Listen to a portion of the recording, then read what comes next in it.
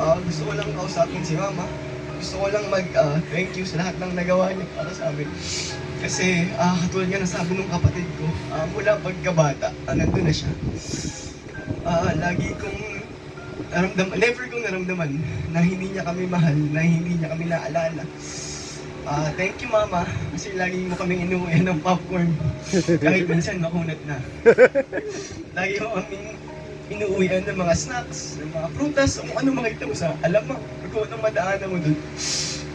Thank you rin mama kasi pinupuslit mo kami dun sa mga kaibigan mong checker para manood ng sine.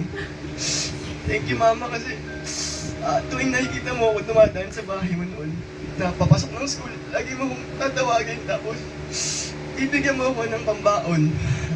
Lagi mong ibubulong sa akin na, itabi mo yan. Huwag mong sasabihin sa mami mo kasi magagalit din sa akin. Lagi niyang ipipilit kahit tatanggihan ko.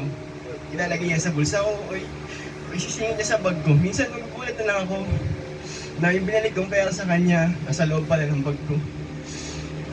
Thank you mama kasi never mo kaming nakalimutan ng mga apo mo.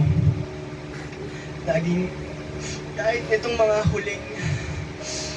huling mga sandali na hindi mo na alam na play money pala yung pinaabot mo sa akin o hindi mo na alam na lumang pera pala yung binibigay mo sa akin, lagi mo pa rin sinasabi na pambaon mo, itago mo yan. Lagi mo pa rin pinapatabi sa akin yung sukli ng soft drinks. Wala noon na yung soft drinks 10 piso pa lang, laging sa akin yung sukli pag 20 yung naabot niya.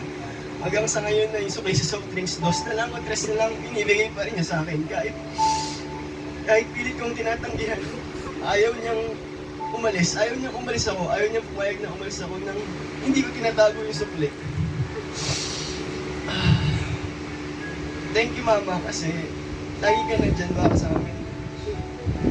Thank you sa lahat ng ginawa ko para sa amin. Namimiss ka namin mama.